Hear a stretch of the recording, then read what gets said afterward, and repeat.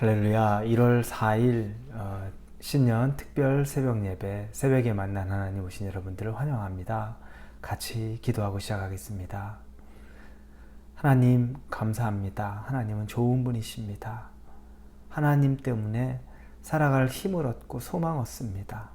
만약 하나님이 계시지 않다면 우리가 하루하루를 사는 것이 얼마나 두렵고 얼마나 많은 염려 속에서 살아가겠습니까?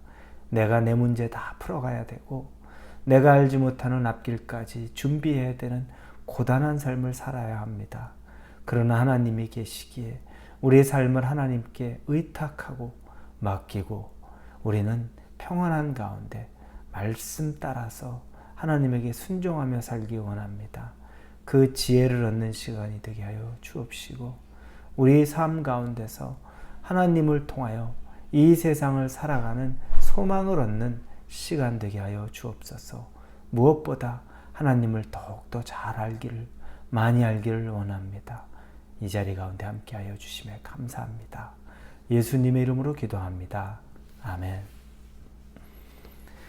오늘 우리에게 주시는 말씀은 출애굽기 3장 1절에서 10절까지의 말씀입니다.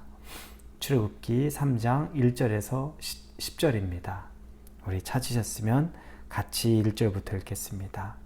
모세가 그의 장인 미디안 제사장 이드로의 양떼를 치더니 그 떼를 광야 서쪽으로 인도하여 하나님의 산 호렙에 이르매 여호와의 사자가 떨기나무 가운데로부터 나오는 불꽃 안에서 그에게 나타나시니라. 그가 보니 떨기나무에 불이 붙었으나 그 떨기나무가 사라지지 아니하는지라. 이에 모세가 이르되 내가 돌이켜 가서 이 큰 광경을 보리라. 떨기나무가 어찌하여 타지 아니하는고 하니 그때에 여호와께서 그가 보려고 돌이켜 오는 것을 보신지라. 하나님이 떨기나무 가운데서 그를 불러 이르시되 모세야 모세야 하시매 그가 이르되 내가 여기 있나이다. 하나님이 이르시되 이리로 가까이 오지 말라. 내가 선 곳은 거룩한 땅이니 내 발에서 신을 벗으라. 또 이르시되 나는 내 조상의 하나님이니 아브라함의 하나님 이삭의 하나님 야곱의 하나님이니라. 모세가 하나님 배웁기를 두려워하여 얼굴을 가리매 여호와께서 이르시되 내가 애굽에 있는 내 백성의 고통을 분명히 보고 그들이 그들의 감독자로 말미암아 부르짖음을 듣고 그 근심을 알고 내가 내려가서 그들을 애굽인의 손에서 건져내고 그들을 그 땅에서 인도하여 아름답고 광대한 땅 젖과 꿀이 흐르는 땅 곧 가나안 족속, 헷 족속, 아모리 족속, 브리스 족속, 히위 족속, 여부스 족속의 지방에 데려가라 하노라.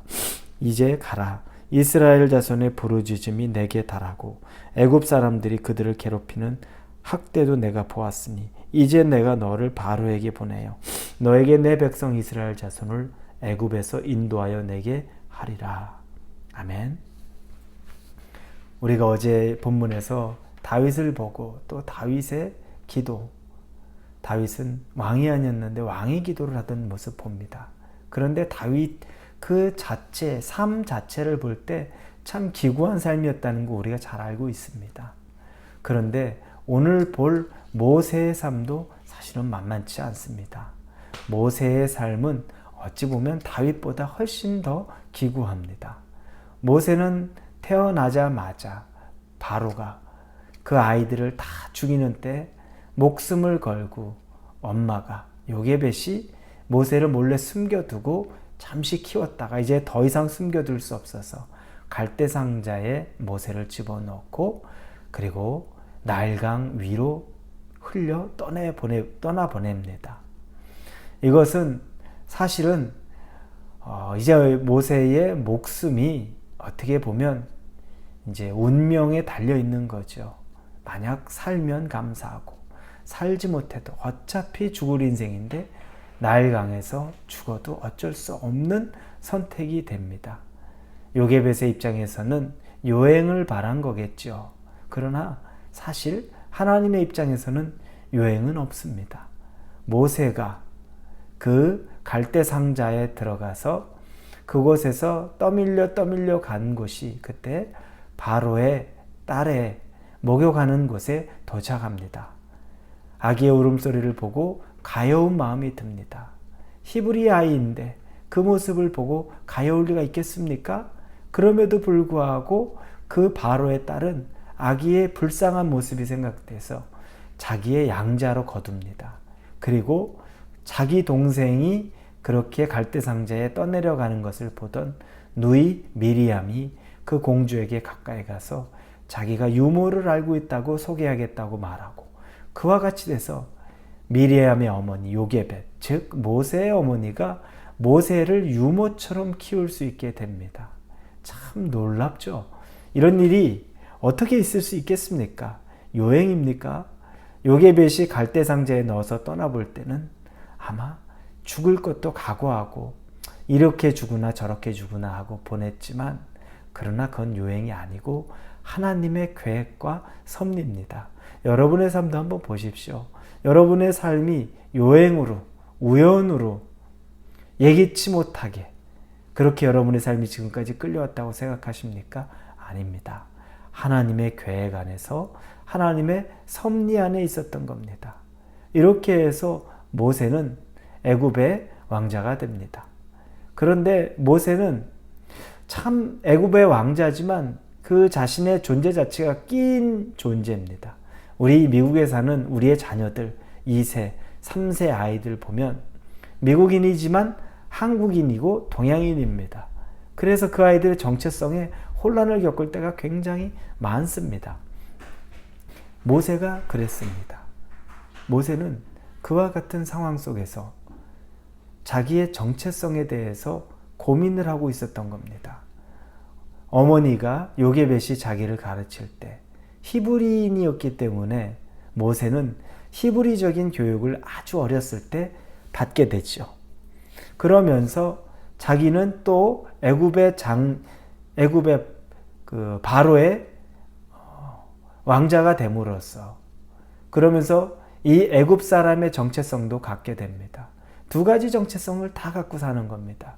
그런데 그가 얼마나 고민이 되는 삶을 살았는지 보이는 장면이 나오죠. 그의 인생에 한 획을 긋는 사건입니다. 그것은 바로 자기 백성, 히브리 백성이 애굽의 관리에게 학대당하고 있을 때 그 애굽의 관리를 몰래 죽입니다. 그리고 그를 모래에 안매장하죠. 그런데 이 사실이 다른 사람에게, 히브리 사람들에게 보여졌습니다.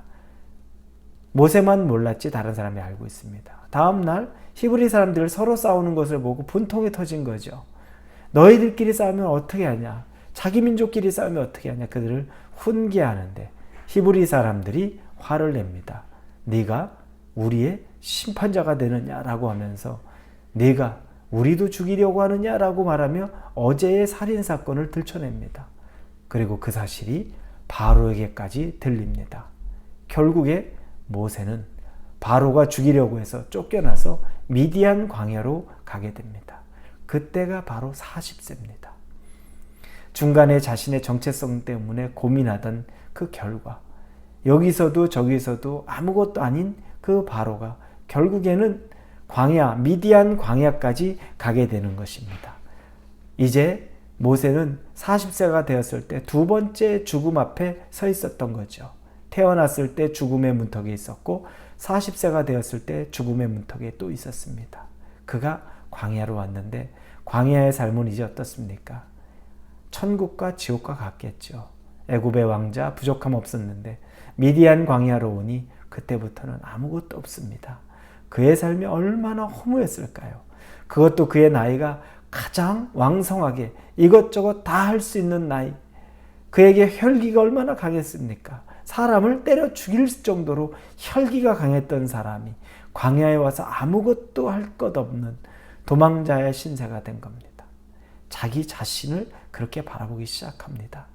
모세가 아내를 만나죠. 시프라라는 아내를 만납니다. 그리고 자녀를 낳는데 첫째가 게르솜입니다.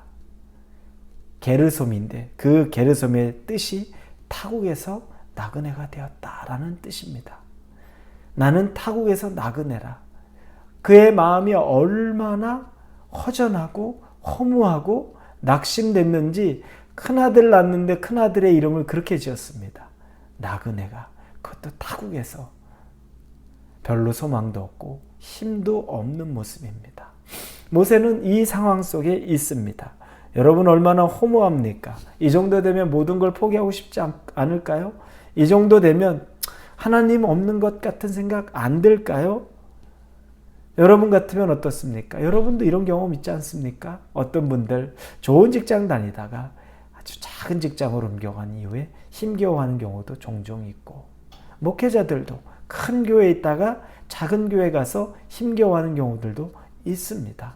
부자가 되었다가 가난해져 가지고 아주 술로 모든 세상을 살아가는 사람이 있습니다. 우리에게는 천국과 지옥을 오고 가는 일들이 정말 주변에 있습니다. 이 상황이라면 어땠을까요? 모세를 탓할 수 있을까요? 아들을 낳고 내가 타국에서 나그네가 되었다라고 그 이름을 지을 정도로 허탈해하는 모습을 탓할 수 있을까요? 거기에서만 멈춰 있었으면 그럴 텐데, 모세는 그 광야의 생활 동안 하나님 안에서 변화를 경험하기 시작합니다.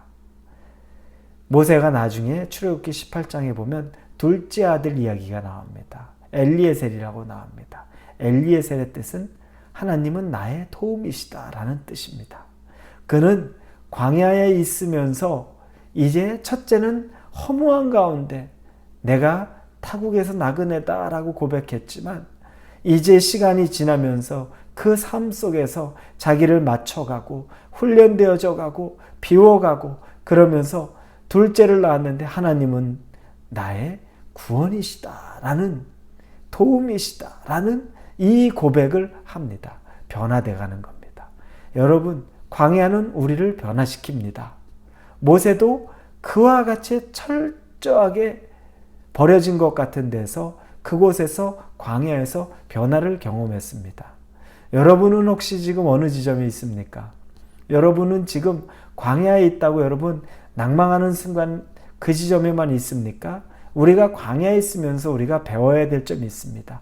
왜냐하면 광야도 요행, 그것도 하나님이 그냥 놔둔 어찌하다 보니 그렇게 되는 것이 아니라 계획에 들어있는 겁니다. 이 광야의 의미를 여러분들이 잘 깨달을 수 있기를 바랍니다. 이제 이 광야에서 40년을 더 삽니다. 이제 모세가 80세가 되었을 때 오늘 읽은 3장의 본문이 시작합니다. 모세는 그때 자기 장인 이드로의 양떼를 치고 있었습니다. 여러분, 모세가 80세가 되었는데 자기 재산이 별로 없어서 자기 장인의 양떼를 치고 있는 겁니다. 참 기가 막히죠. 이제 80세면은 생을 좀 마무리해야 되는 시기에 접어들었는데 아무것 가진 것 없습니다. 허무할 수 있고 허탈할 수 있습니다. 혹시 여러분이 그렇게 생각하십니까? 여러분이 지금 나이는 다 들었는데 남겨놓은 것이 없구나라는 그 마음이 듭니까? 모세가 그런 상황입니다. 상황으로 보면 그 상황입니다. 근데 그때 떨기나무 가운데 어떤 환상을 봅니다. 환상이라기보다 불꽃을 보게 되는 거죠. 그게 하나님입니다. 그곳에서부터 두 마디가 나옵니다. 모세야, 모세야. 하나님의 음성이 들립니다. 하나님이 모세의 이름을 부르는 순간입니다. 얼마나 감동적이고 감격적인지 모릅니다. 사실 80년을 살아왔지만 모세가 광야에서 이리저리 자기 비움의 시간을 통해서 나름대로 자기가 하나님에게 감사의 모습을 갖춰가고 있었지만, 그러나 하나님의 음성을 생생히 들은 것은 80세가 되었을 때입니다. 이름을 두 번 부르면서 하나님이 모세야 모세야 라고 부릅니다. 그리고 그에게 앞으로 그가 이 민족을 이끌어가야 될 사명에 대해 하나님이 말씀하십니다. 놀라운 일입니다. 여러분, 80이면 거기다 가진 것 아무것도 없고 인생을 마무리해야 될 시점에 하나님이 찾아오셔서 그 모세에게 하나님이 그 인생 중에 가장 중요한 120세의 삶을 마무리해야 될 모세 마지막 40년의 사명을 하나님이 주는 감동적이고 감격스러운 장면이 되는 겁니다. 여러분이 지금 리타이어 하셨습니까? 이제 퇴직하셔서 이제 내가 뭘 하고 살아야 될지 힘도 다 빠지고 허무합니까? 전혀 그럴 필요 없습니다. 지금 여러분 만약 그런 나이대라면 지금 여러분 나이에 하나님이 여러분을 모세야 모세야라고 부를 수 있는 시기, 만약 여러분이 자기 비움을 하고 하나님 안에서 나를 낮추고 준비되었다면 그 광야에서의 훈련이 끝나가는 시점이라면 그러면 하나님이 여러분을 다른 세 번째 여러분의 인생의 스테이지로 움직여 가실 겁니다. 하나님은 왜 모세를 광야에서 40년간 훈련시키셨을까요? 다음 40년 민족의 지도자로 200만 명이 넘는 백성들을 이끌 지도자로 세우기 위해 그를 선행학습시킨 겁니다. 광야의 삶을 연습시킨 겁니다. 그래서 광야의 삶을 먼저 겪어보고 걸어본 사람이 자기 백성을 다 아울러서 하나님의 뜻을 따르게 만드는 일을 위해 부름받았던 거죠. 여러분, 여러분이 지금 이제 하나님의 때가 되면 속히 이루리라는 올해 우리의 표어처럼 이제 하나님 안에 여러분이 준비가 되어 있다면 이제 여러분의 진정한 마지막 40년에 모세의 세 번째 스테이지와 같은 단계가 여러분에게 있을 수 있습니다. 앞에 80년 너무 중요하죠. 그러나 성경에서 모세의 앞에 80년은 출애굽기 1장 2장으로 끝이 납니다. 모세의 나머지 81세부터 120세까지가 출애굽기 3장부터 레위기, 민수기, 신명기까지 계속 연결이 됩니다. 인생의 클라이막스는 마지막 40년에 있었던 거죠. 여러분의 인생 어떻습니까? 여러분, 허무해하지 마십시오. 처음에는 타국에서 나그네 되었다고 말할지 몰라도 이제 여러분이 하나님은 나의 도움이시다라는 그 고백이 나오는 순간에 여러분에게 하나님이 또 다른 큰 일을 행하실 것을 기대하실 수 있기를 예수님 이름으로 축원합니다. 기도합니다. 좋으신 하나님 감사합니다. 하나님이 우리에게 모세를 통하여서 광야가 훈련이지만 그것은 또 다른 하나님의 계획이라는 것을 선명하게 말씀해 줍니다. 우리도 그 과정 가운데 있다면 우리의 이름이 2번 불려질 것을 기대하고 그리고 우리의 클라이막스가 되는 인생을 준비하는 삶 살게 하여 주옵소서. 예수님의 이름으로 기도합니다. 아멘.